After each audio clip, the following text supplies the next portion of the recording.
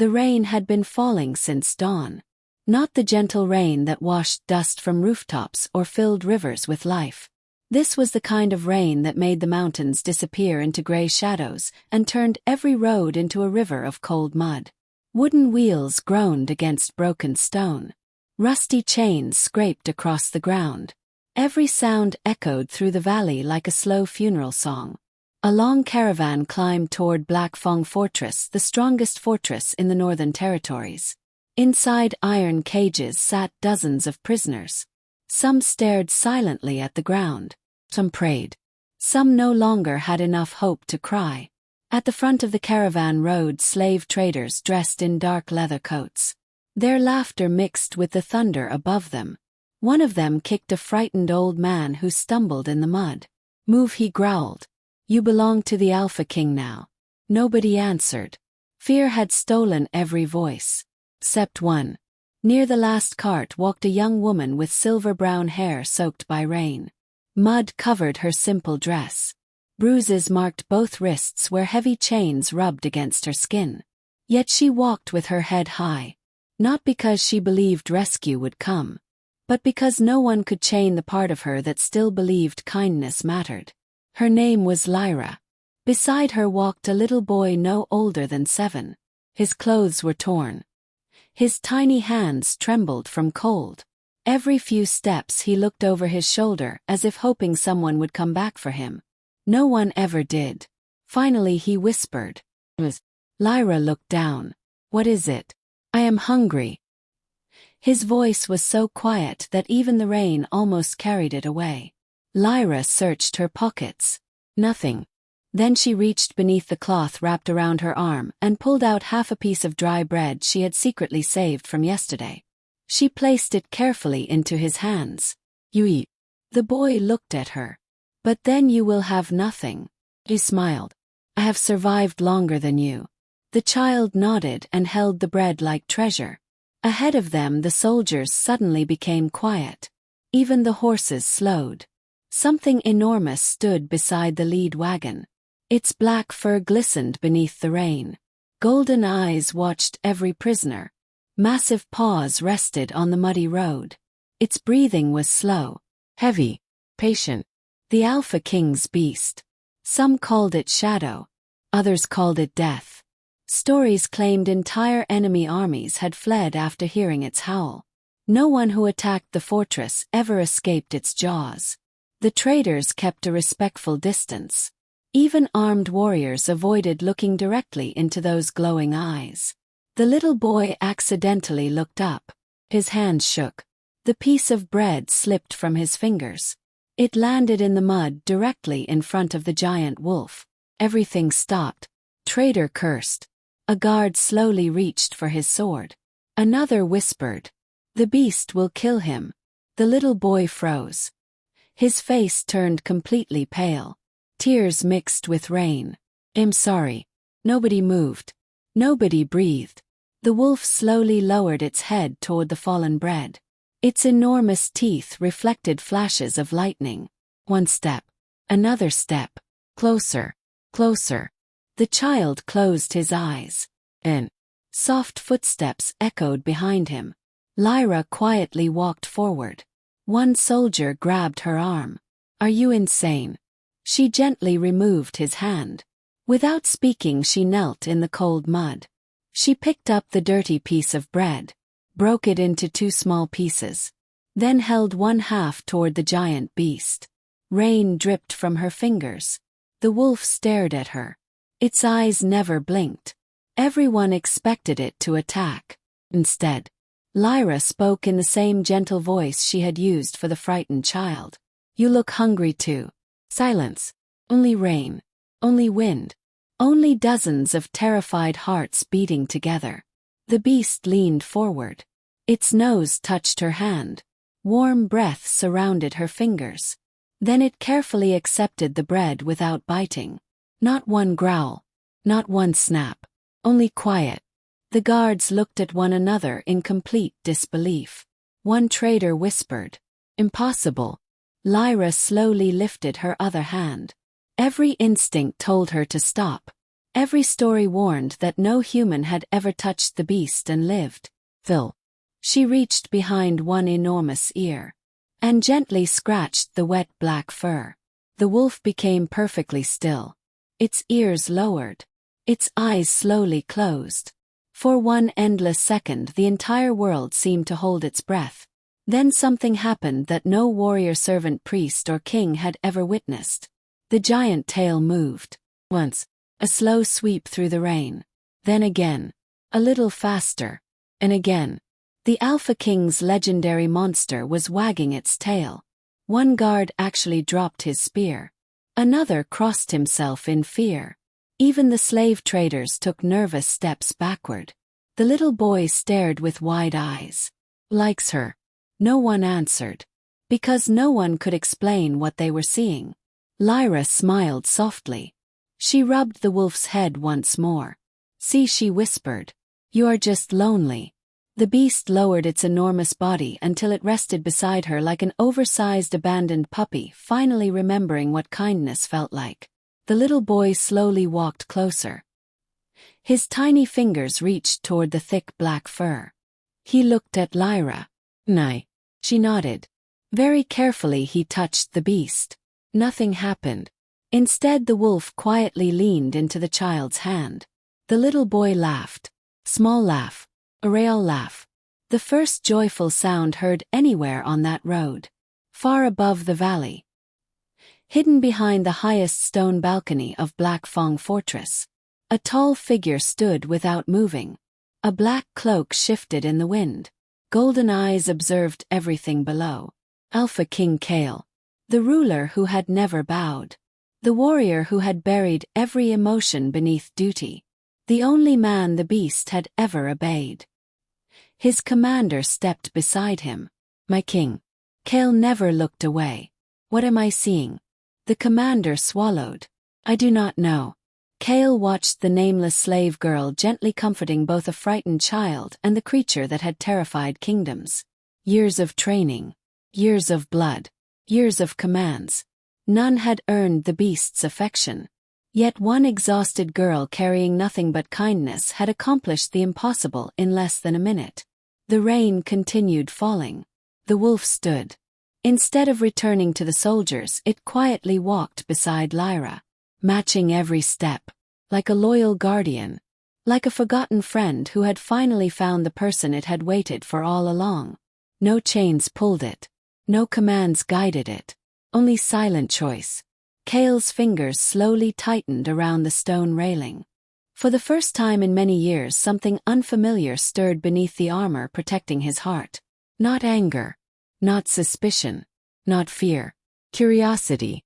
And somewhere deep inside the ancient soul of the giant black beast something older than memory, something older than kings had quietly awakened. The caravan disappeared through the fortress gates, but the impossible image remained: a nameless slave girl, a laughing orphan child, and the Alpha King's monster walking through the rain with its tail gently wagging. The storm followed the caravan all the way to Black Fang Fortress. Rainwater rolled down ancient black walls that had survived centuries of war. Massive towers disappeared into dark clouds, making the fortress look less like a home and more like a mountain, carved by wolves' iron gates. Slowly opened, their deep echo spread across the valley. The prisoners lowered their heads, some whispered prayers, some silently accepted whatever fate waited behind those walls. Only Lyra looked around, not with fear, with quiet curiosity. She noticed the carved wolf statues guarding every entrance. She noticed soldiers standing perfectly still despite the freezing rain. She noticed children carrying heavy buckets while servants ignored them, and beside her, the giant black beast refused to leave. Every step she took, it followed close enough that its shoulder almost brushed against her arm. The guards exchanged nervous glances. One whispered it should be inside the royal den. Another answered it hasn't listened to anyone since the last war. The captain frowned. It always listens to the Alpha King. Today it wasn't. High above the courtyard behind tall glass windows, Alpha King Kael stood in complete silence. He watched everything. His hands rested behind his back. His expression never changed. Years had taught him that emotions were weaknesses. Enemies could smell. His advisor quietly entered the chamber. My King Kael, never turn. Speak. The traders have arrived. I can see that they request payment. They will receive it after inspection. The advisor hesitated, and Kael finally looked at him. And the beast refuses. Every Command silence filled the room. Kael slowly returned his attention to the courtyard below. The creature he had raised since childhood, the creature that had fought beside him in countless battles, the creature that trusted absolutely no one, was calmly walking beside a nameless slave girl. Its tail moved once very slowly. Kael almost believed his eyes had betrayed him, but they had not. Something impossible was happening. Years earlier, before he became king, before wars painted the snow red, Kael had once smiled. People who knew him then barely remembered it. His father had ruled with honor, his mother filled the fortress with music, his younger sister chased wolves through the gardens. Everything disappeared in one night. A trusted noble betrayed the royal family, the palace burned, his parents died protecting their people, the woman promised as his future mate vanished. During the attack, some believed she died, others believed she abandoned him. Kael stopped searching, stopped hoping, stopped trusting. Only one soul stayed beside him, the black wolf. Not a pet, not a servant, something older, something connected to his spirit. Every victory, every loss, every silent night, the beast remained. It accepted no affection, allowed no touch, killed anyone foolish enough to try, until today, until her. Meanwhile, the prisoners were lined across the courtyard. Slave traders proudly presented documents, while officers counted supplies. Lyra quietly knelt beside an elderly woman who had collapsed from exhaustion. Without permission, she adjusted the woman's blanket, supported her head, and shared the last drops of water from her cup. One guard stepped forward. Leave her. Lyra looked up calmly. She cannot stand. That is not your concern, it is now. The guard prepared another harsh reply. Then the beast stood very slowly, its golden eyes fixed on him. The soldier immediately stepped backward. He cleared his throat. Continue. Several warriors stared in disbelief. Nobody questioned the girl again. Near the end of the line, the little orphan boy clung to Lyra's dress. His name was Finn. He had not spoken since entering the fortress. His tiny fingers shook every time someone shouted. Lyra knelt beside him. Are you cold? He nodded. She wrapped her own worn cloak around his shoulders. But you will freeze. I have been cold before. You always help people. She smiled softly. My mother used to say that frightened hearts remember kindness longer than fear. Finn thought about those words, then looked toward the giant wolf sitting beside them. He looks scary. He does, but he is lonely. The beast quietly lifted one ear as if listening. Finn slowly reached out. This time he touched the thick black fur. Without hesitation, the wolf leaned closer. Its eyes closed. Another impossible moment. Even nearby servants stopped working. One old maid whispered, I have lived here 30 years. I have never seen him like this. Word spread quickly through Black Fang Fortress. Kitchen workers whispered while preparing meals. Stable boys stopped brushing horses. Servants abandoned chores just to peek through windows. The king's beast follows a slave. It let a child touch it. It wagged its tail. No, it cannot. Stories grew larger. Every minute some claimed Lyra possessed ancient magic. Some believed she was blessed by moon spirits. Others quietly called her dangerous. Rumors traveled faster than the storm. Inside the great council chamber, 6 elders gathered around a long stone table. Candles flickered, maps covered the walls. One elder struck the table with his cane. This cannot continue. Another nodded. The creature protects the girl. A slave cannot influence the royal guardian. Perhaps she uses forbidden magic. General Rowan folded his arms. Or perhaps she simply showed kindness. Several elders glared at him. One old noble scoffed. Kindness does not tame monsters. Rowan answered quietly, neither has violence. Silence returned. Then heavy doors opened. Alpha King Kael entered. Every council member immediately stood. His footsteps echoed across the hall. No crown rested upon his head. He never needed one. Power followed him naturally. An elder finally spoke. My king, the girl should be separated from the beast. Kael asked one simple question. Why? It threatens tradition. Has anyone been harmed? No. Has the beast attacked anyone? No. Then the problem is not the beast. No one dared answer. Kael turned toward the window overlooking the courtyard below. Lyra sat on cold stone feeding small pieces of bread to Finn. The giant black wolf rested beside them. Its enormous head lay across the ground while the little boy quietly leaned against its shoulder. For a brief moment, it looked less like a legendary monster and more like an exhausted guardian finally allowed to rest. Kael watched without speaking. Something inside him resisted the sight. Another part refused to look away. He had spent years believing fear created loyalty, yet a single stranger had earned what commands never could trust.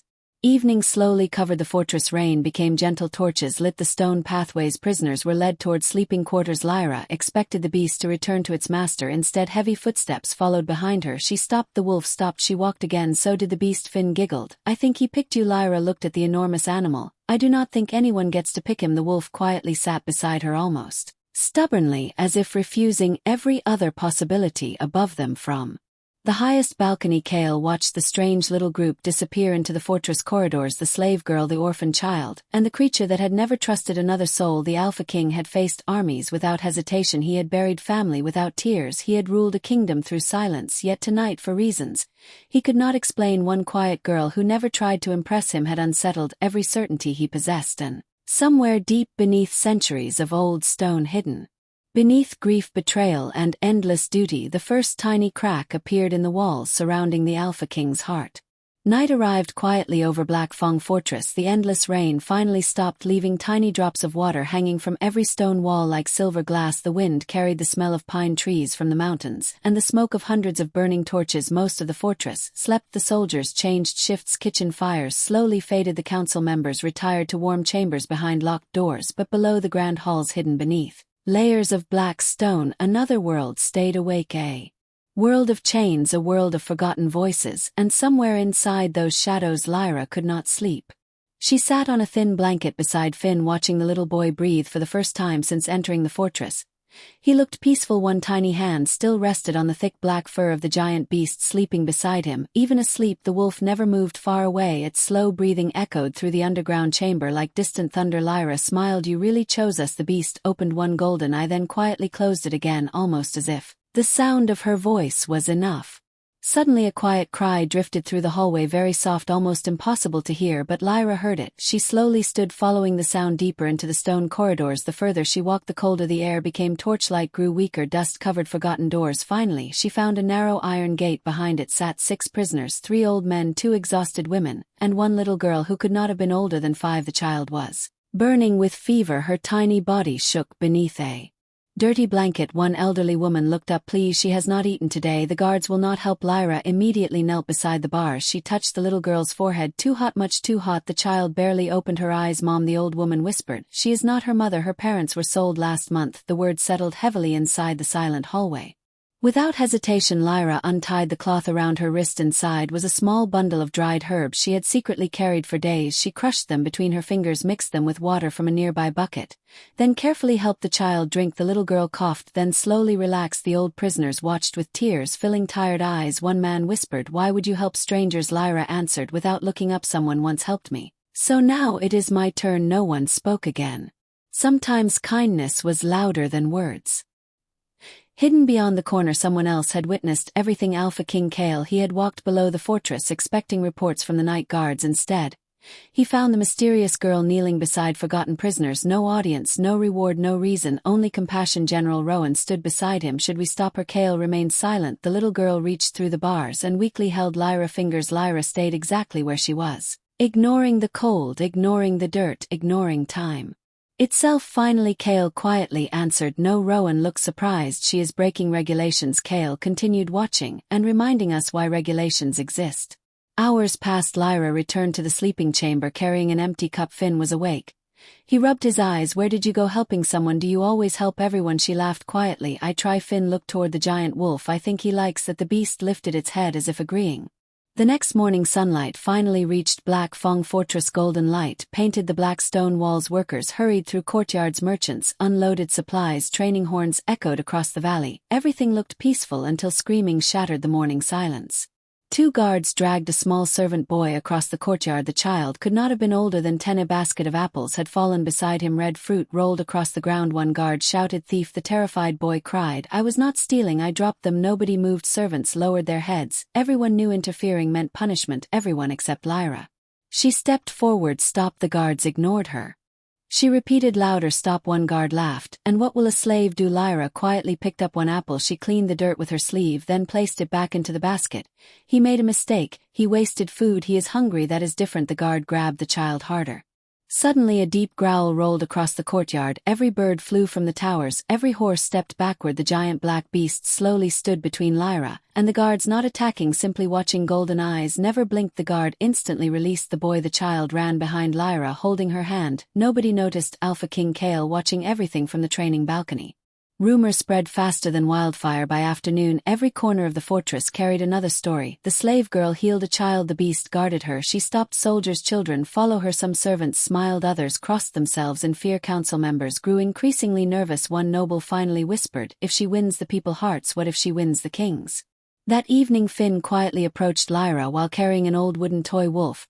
He looked nervous. "Can I tell you something?" "Of course." He lowered his voice. "I had a little sister." Lyra knelt beside him. "Where is she?" His eyes filled with tears. "They took her men with silver wolf badges. They sold children. I could not stop them. They said noble families pay more." Lyra's expression slowly changed, not into anger, into determination. "Did anyone see?" Finn nodded. "Many people, but everyone stayed quiet." "Maybe she is Gone forever. Lyra gently held his shoulders. No, you do not know that, but I am small. She smiled sadly. So am I. Finn looked confused. She continued, but small people can still change big things. The giant wolf quietly walked closer and rested its head beside the little boy. Finn hugged the enormous neck. For the first time he believed her. Late that night, Lyra wandered through an unused storage hallway. Old boxes filled every corner. Broken weapons collected dust. Ancient ledgers sat forgotten on wooden shelves. One damaged book suddenly fell onto the floor. She picked it up. Inside, names, hundreds of names, children, ages, prices, destinations. Some pages carried the royal seal, others listed noble houses. Her heartbeat slowed. This was not random slavery. Someone inside Black Fang Fortress had been selling children for years. She turned another page, then suddenly stopped. One name, Lena, age 6, silver eyes transferred north. Finn's sister. A tear quietly rolled down Lyra's cheek. Behind her, heavy footsteps echoed. She slowly turned. The giant black beast stood there silent, watching as if it already understood. Lyra looked into those golden eyes. I cannot leave, they are still here. The beast stepped forward until its forehead touched hers. Far above, unseen, Alpha King Kael watched from a stone balcony. Moonlight covered the courtyard below. He saw the girl standing beside the creature that trusted no one. He saw her holding old records against her chest. He saw quiet determination replacing fear. For years he believed strength came from power. Tonight, a nameless slave girl carrying forgotten children inside her heart looked stronger than every warrior in his kingdom. And somewhere inside the fortress, old chains had begun to crack. Morning arrived gently over Black Fang Fortress. For the first time in many days, the sky was clear. Golden sunlight slipped between the ancient towers, warming black stone that had spent centuries watching wars begin and kingdoms disappear. Birds returned to the pine trees growing along the fortress walls. Servants carried water across the courtyard. Young warriors practiced with wooden swords. Everything looked peaceful, yet beneath that calm surface whispers continued moving through the fortress.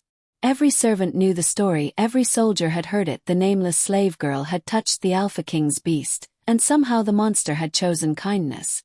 Lyra stood quietly in the center of the servant hall while an elderly housekeeper studied a long list of assignments. The old woman looked over the parchment before sighing. No kitchens, no stables, no laundry. She looked directly at Lyra. They are afraid you will make the horses fall in love with you too. Several servants laughed softly. Even Lyra smiled. The housekeeper folded the paper. There is only one place left, the old library. One younger maid whispered, no one goes there, it is haunted. Another added, books fall off shelves by themselves. The old woman rolled her eyes. Books fall because nobody cleans them. She handed Lyra an old brass key. Go organize the archives. Lyra accepted it with a quiet nod.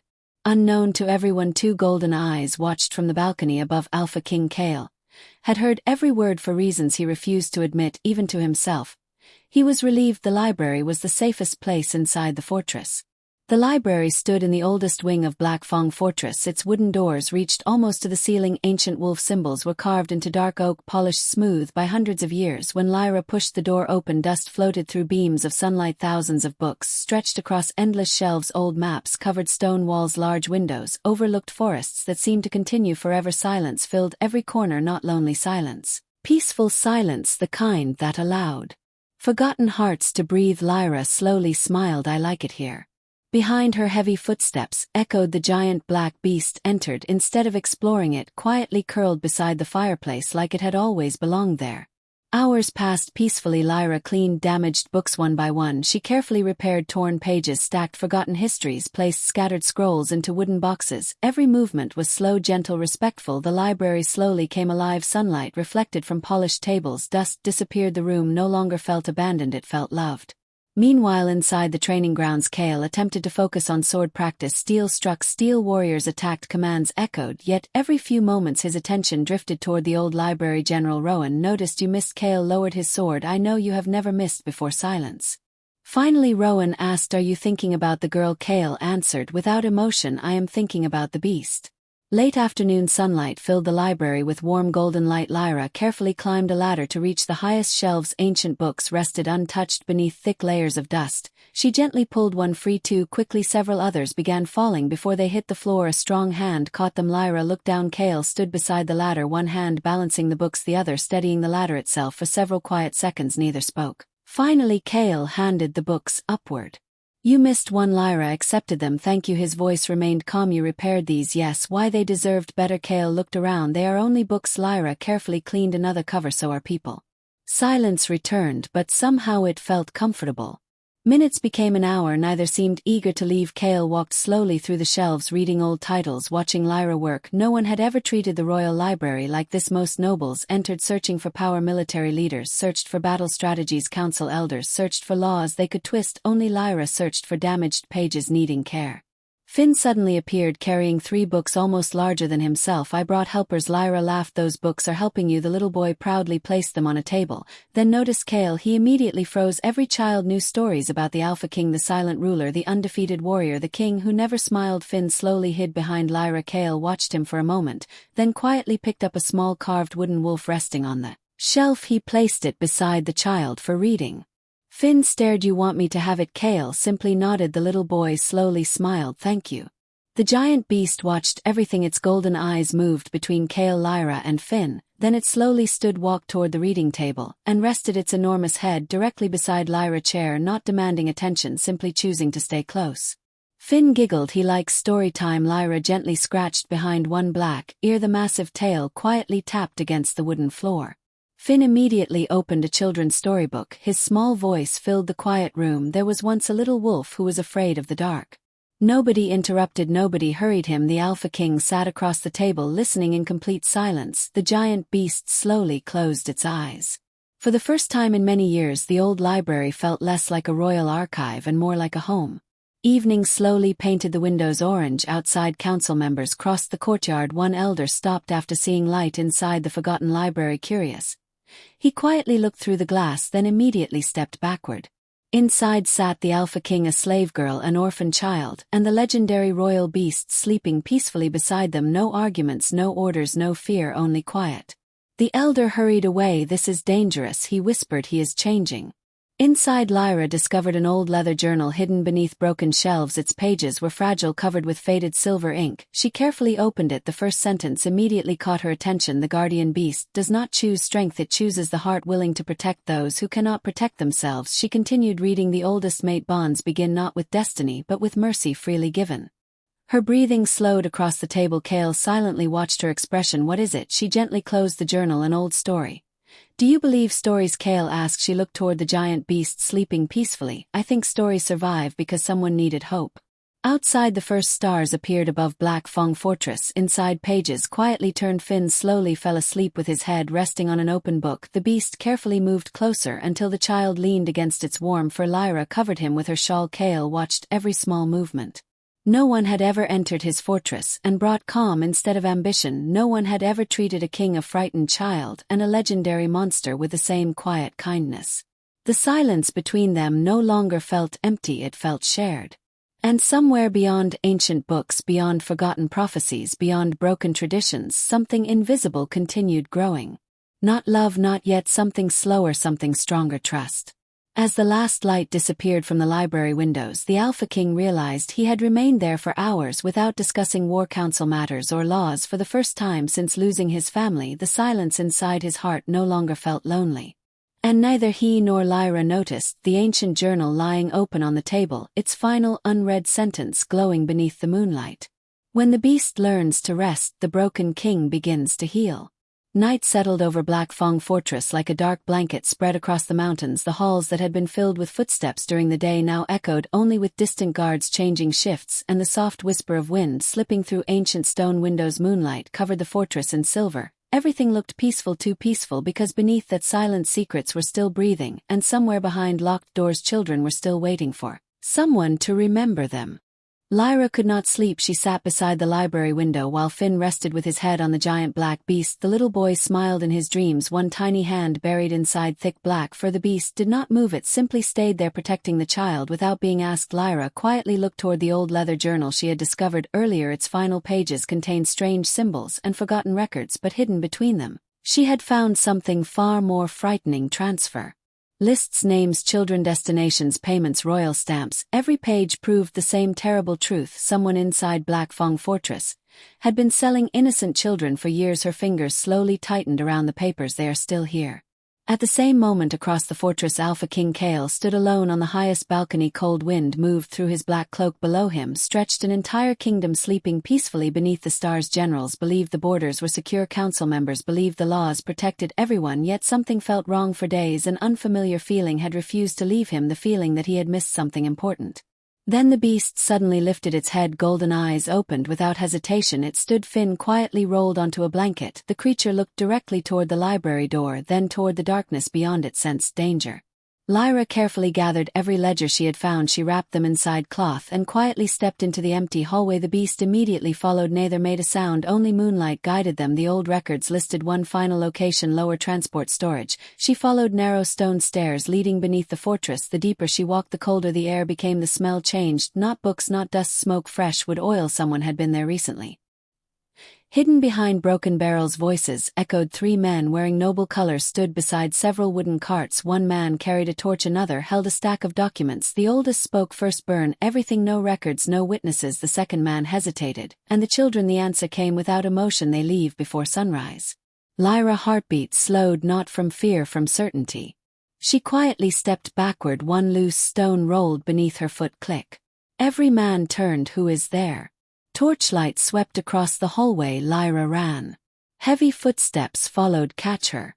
She raced through underground tunnels while carrying the hidden records behind her. Shouts grew louder. Finn suddenly appeared at the top of the stairs. Lyra, run. The giant black beast exploded forward. Its deep roar shook dust from the ceiling. The pursuing men instantly stopped, not because it attacked, because it stood directly between them, and the escaping girl, golden eyes reflected firelight. Every instinct warned them not to take another step. Lyra reached the transport yard. Rows of old slave carts stood abandoned beneath wooden shelters. Some still carried broken chains, some still held children blankets forgotten long ago. She looked at the records, then at the carts, then toward the frightened faces appearing behind locked storage doors. A little girl whispered, "Please." Another child quietly cried, "Do not leave us." Something inside Lyra became completely calm. She picked up a burning lantern. The beast watched silently. "So many people suffered here," she whispered. "No one else will." She threw the lantern. Glass shattered, oil spread across dry wood. Flames rose into the night. One cart caught fire, then another. Orange light climbed toward the stars. The old prison wagons burned like years of forgotten pain, finally turning into ash. Alarm bells exploded across Black Fang Fortress. Warriors rushed from every direction. Servants screamed. Council members looked from windows. General Rowan shouted, "Fire." Soldiers grabbed buckets, others reached for weapons. Everyone believed the fortress was under attack until they reached the transport yard. There they saw something impossible. Children were running through open gates, not away from the beast, toward it. The giant black wolf calmly stood in front of them, guiding frightened little bodies away from falling wood and burning wheels. One tiny girl stumbled. The beast gently lowered its head, allowing her to hold its thick fur until she regained balance. No growling, no violence, only protection. Finn ran toward the creature without fear. He wrapped both arms around its enormous neck. "We are safe." The wolf remained perfectly still. Its tail slowly moved against the stone once, twice, 3 times. Several warriors lowered their swords. One old soldier quietly whispered, "It is guarding children." Another answered, "I have fought beside that beast for 20 years. I have never seen this." High above the burning carts, Alpha King Kael arrived. Flames reflected inside his golden eyes. His gaze moved across the courtyard. Burning chains, escaping children, terrified nobles, and Lyra standing in the middle of the firelight, holding ancient records against her chest. She was not smiling, she was not afraid, she simply looked tired. Like someone who had carried too much pain for too long. General Rowan stepped beside the king. "My lord, should we arrest her?" Kael remained silent. At that exact moment, one burning cart collapsed. Its iron chains struck the ground with a deafening crash. The sound echoed across the fortress. The giant beast slowly walked toward Lyra, then in front of every noble, every soldier, every servant. The legendary guardian lowered its enormous head beside her shoulder, not as a weapon, not as a monster, but as a silent promise. "I will protect her no matter who stands against us." The wind carried sparks into the night sky. The old slave carts continued burning. Years of cruelty disappeared beneath bright flames. Children stood together wrapped in blankets. Some cried, some stared, some smiled for the first time in months. Finn quietly took Lyra's hand. "Did we do something bad?" She looked at the fire, then at the frightened children. Finally she answered softly. "Sometimes the only way to end darkness is to light a fire." Far behind the gathered crowd, several council elders watched with pale faces. One whispered, "She destroyed royal property." Another looked toward the rescued children. "No." The oldest elder answered quietly, "She destroyed our silence." None of them noticed that General Rowan had already picked up one of the rescued ledgers. His expression slowly changed as he read the names page after page, child after child, payment after payment, corruption written in ink. As dawn slowly touched the mountains, the transport yard became silent. Only glowing embers remained. The old prison carts were gone. Their chains had melted into twisted iron scattered across black stone. The children slept safely beside warm fires. The giant beast refused to leave Lyra's side, and Alpha King Kael stood watching the rising sun. For the first time in years he realized something painful. The greatest danger inside his kingdom had never lived beyond the walls. It had been hiding within them all along. And somewhere beneath the ashes, a new future had quietly begun. Dawn broke slowly over Black Fang Fortress, but this morning was different. The sky was the color of fading fire, soft orange bleeding into pale gold, but the fortress below did not feel like it belonged to the same world anymore. Smoke still curled upward from the transport yard. The burned slave carts had turned into black skeletons of iron and ash, and the air still carried the smell of truth finally exposed. Children were safe, but nothing else was not anymore. Lyra sat near the remnants of last night's fire. A rough blanket was wrapped around the sleeping children. Finn stayed close, sitting beside them like a silent guard. Despite being a child himself, the giant black beast lay behind them, half curled, its golden eyes open but calm. It had not moved all night, not even once, like it had decided that sleep was a luxury it could no longer afford.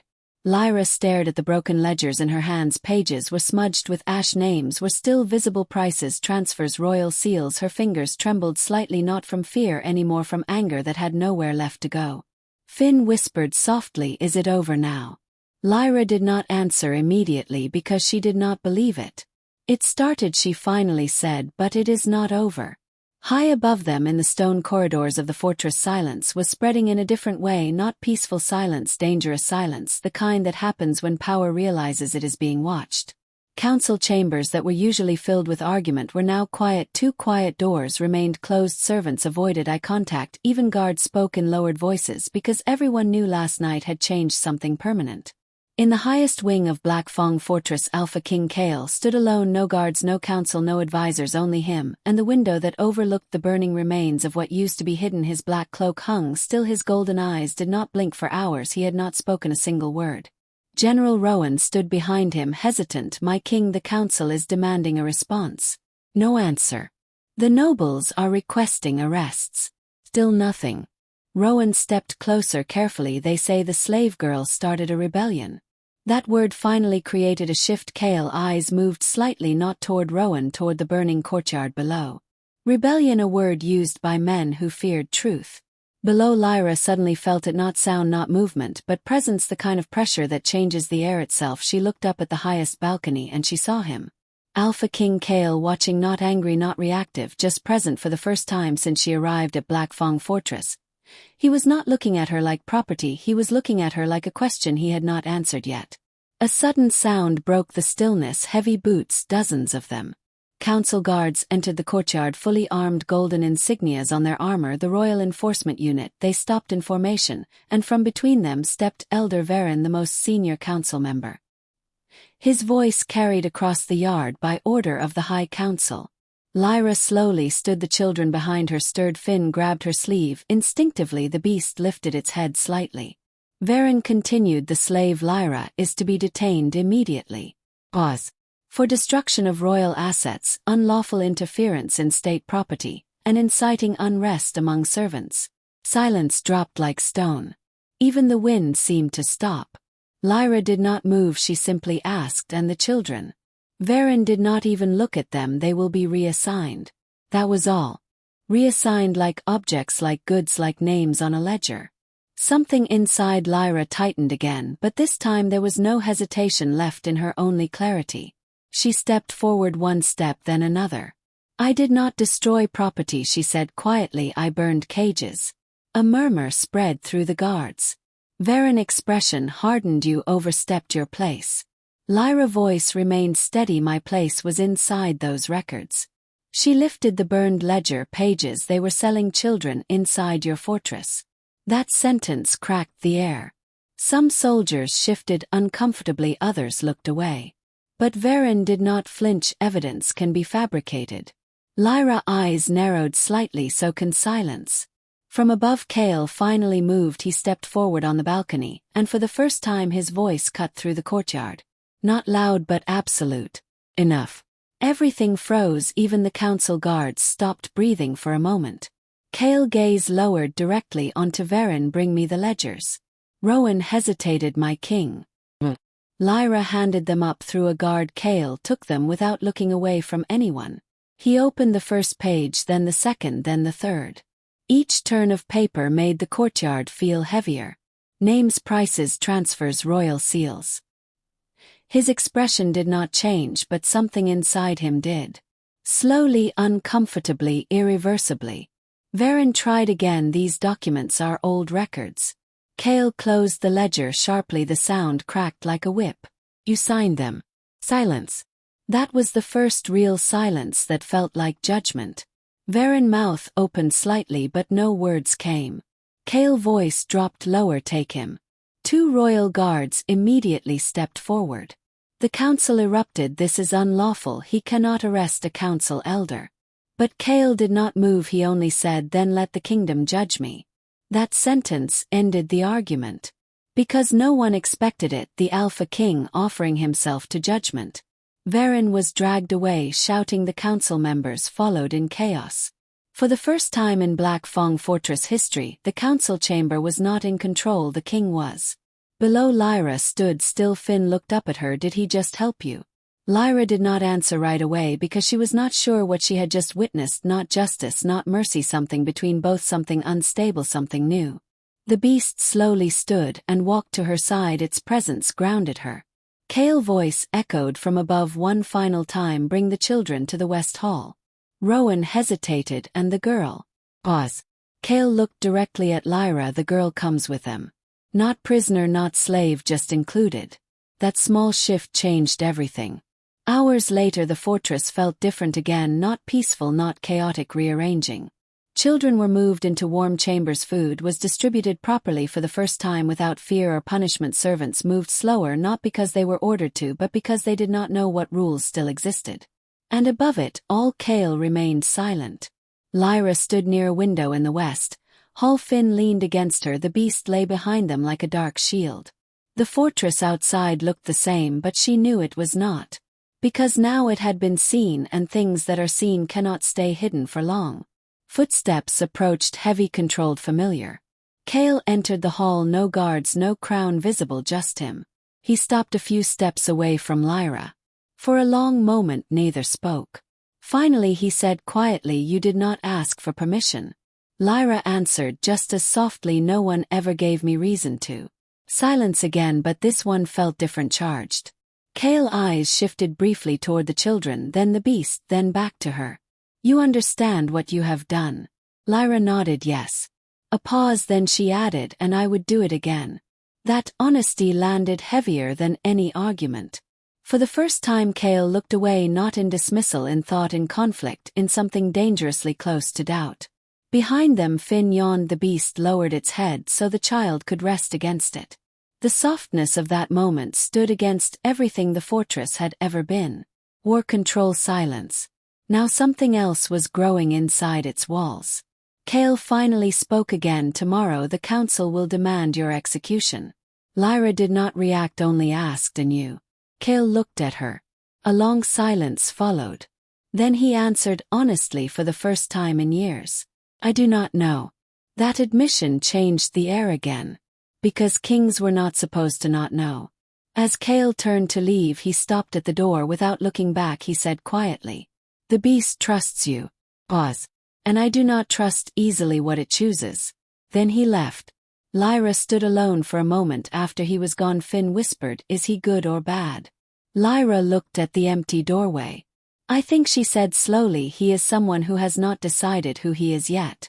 Outside the fortress, wind shifted somewhere deep inside Black Fang Fortress. Old systems were shaking, old truths were cracking, and a king who had not spoken for years had finally started listening, not to power, not to counsel, but to something far more dangerous. A girl who refused to be silent. Night did not fully arrive over Black Fang Fortress. It hesitated as if even the sky itself was uncertain about what kind of darkness should follow a day like this. Torches burned along the fortress walls, but their light felt weaker than before, not because the fire was dying but because belief inside the fortress was changing, and belief was something even flame could not easily fight. Lyra stood inside the west hall where the rescued children now slept. Finn was finally resting. The giant black beast lay curled around them like a living wall of shadow and warmth, its golden eyes half open, refusing to fully surrender to sleep. Every few minutes, it would shift slightly, not restless, alert, as if it expected the world to break again at any moment. Lyra sat near the window. The wind pressed softly against the glass. Her hands rested on her knees, still faintly stained with ash from the burned carts. She did not try to clean it anymore. Some marks, she realized, were not meant to disappear quickly. Some marks were proof that something had changed. Footsteps echoed outside the hall, slow, measured, too organized to be guards. Lyra looked up. General Rowan entered. Behind him stood 2 royal escorts, no chains, but their presence felt heavier than chains. Rowan's expression was different tonight, less soldier, more witness.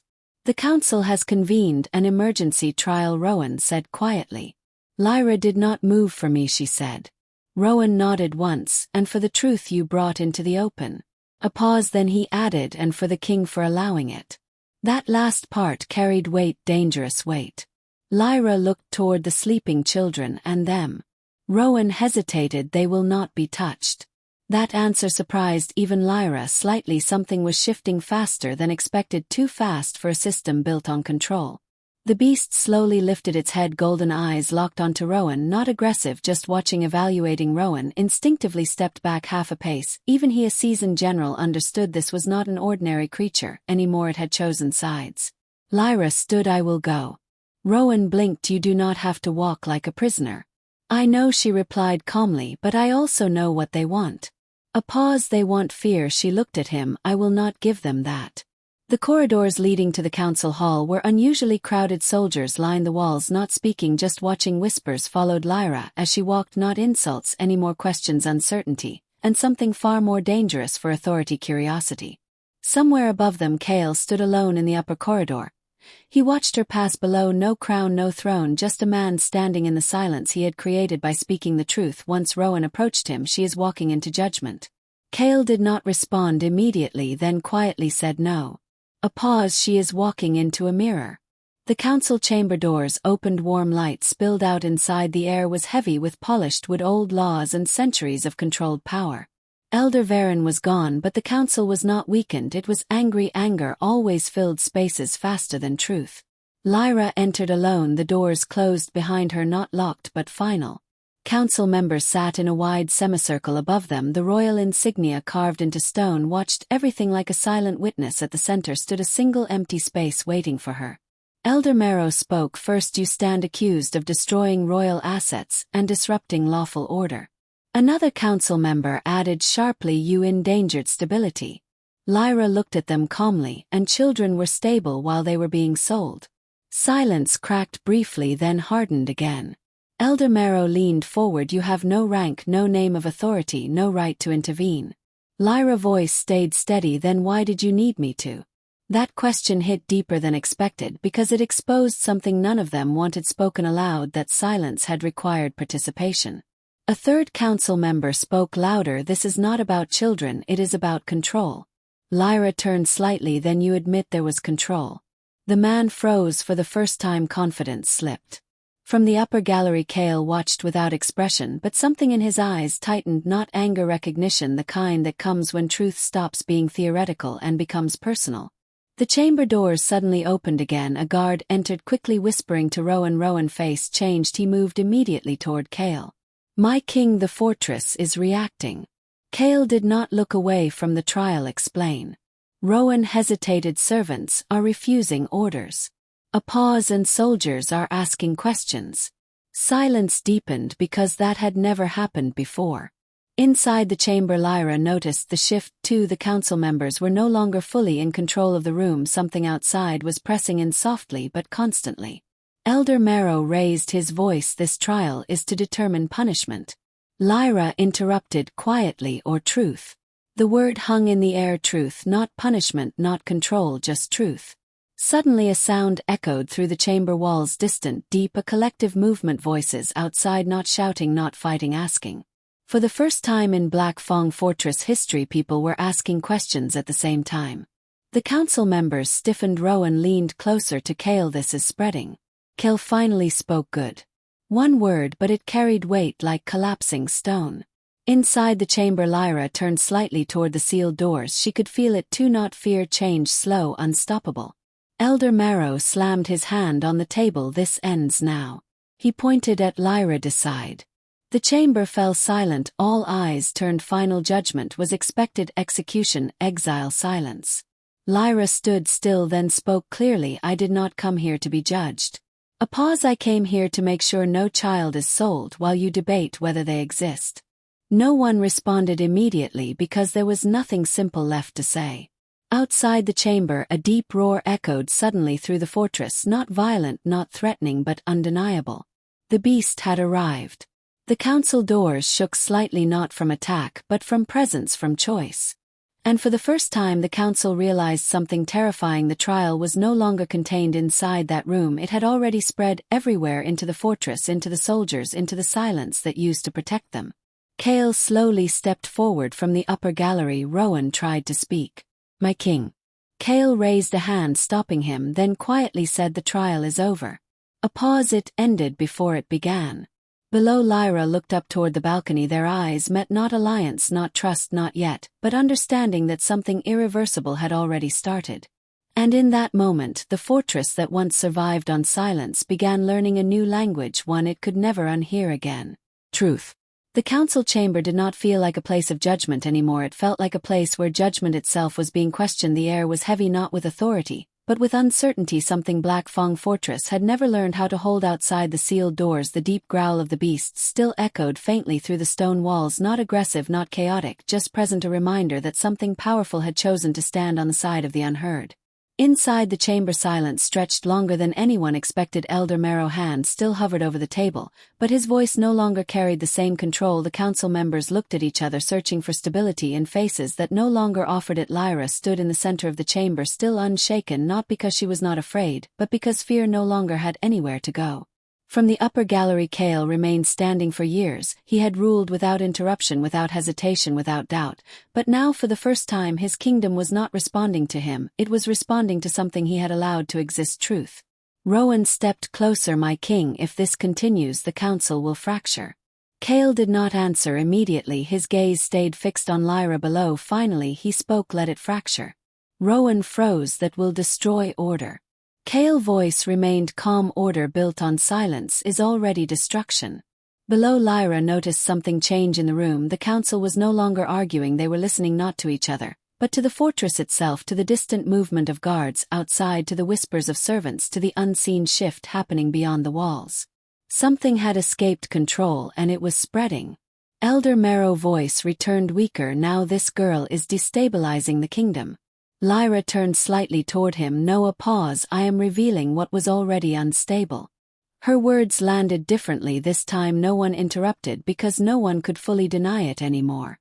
Kael finally moved. He descended the stone steps of the upper gallery, slow, measured, each step echoing like a decision being made in real time. The council parted instinctively as he entered the chamber floor.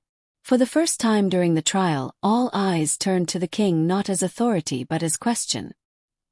He stopped beside Lyra, not in front of her, not behind her, beside her. That small distance changed everything. Kael looked at the council, then spoke. This trial is dismissed. Shock spread instantly. Elder Marrow stood. You cannot dismiss council law. Kael's golden eyes did not move. I already did. Silence shattered. The chamber erupted in protest. Voices, overlapped arguments rose, but Kael did not raise his voice. He did not need to, because for the first time the king was not commanding silence, he was ending it. Lyra looked at him briefly, not surprised, but aware something inside him had shifted beyond return, not because of her, but because he had finally looked at what his kingdom had become. Kael's voice lowered. From this moment, every record of trade involving children will be reviewed. Pause, and every name will be accounted for. The council froze because that was not a dismissal, that was an unraveling. Outside, the fortress seemed to breathe differently. Soldiers no longer stood rigid, servants no longer lowered their heads. For the first time they were listening without fear. The beast's distant growl softened. Finn somewhere outside slept peacefully without knowing the world around him was shifting. And Lyra stood in the center of it, all realizing something quietly. The king had not chosen her side, he had chosen truth over silence, and that choice could not be undone. Kael turned slightly toward her. This is only the beginning. Lyra nodded. Once I know. And in that shared understanding the fortress entered a new era, not yet free, not yet healed, but no longer silent.